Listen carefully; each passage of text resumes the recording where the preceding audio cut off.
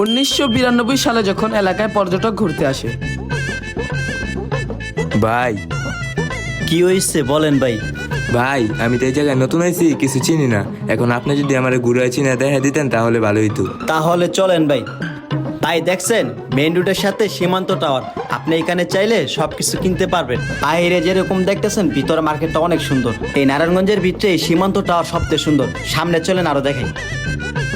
আরে 2026 সালে যখন এলাকায় নতুন পর্যটক ঘুরতে আসে। ভাই আমি তো এই মার্কেটে নতুন আইছি, কিছু চিনি না। আপনি যদি একটু ঘুরে দেখাইতেন ভালো হইতো। ভাই ঘুরে তো দেন যাব, এই জায়গায় আমরা এই কাজই করি।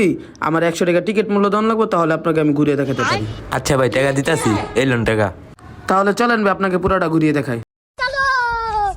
এই যে ভাইয়া, এটা হচ্ছে সীমান্ত টাওয়ার। এখানে স্টার সিনেফিক্স চালু হয়েছে। এখানে আপনি সিনেমা দেখতে পারবেন, 3টা লিফট আছে, বিশেষ সবগুলো সুবিধা আছে।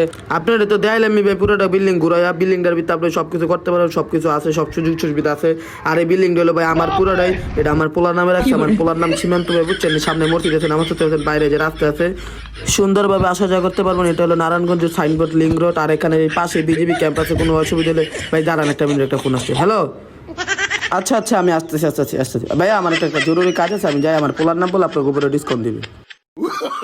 হালার 100 টাকা নিলো আর হ্যাঁ একটু ঘুরাইলো, এর লেগে তো মানুষে কয় ঢাকায় বলে টাকা ওরে।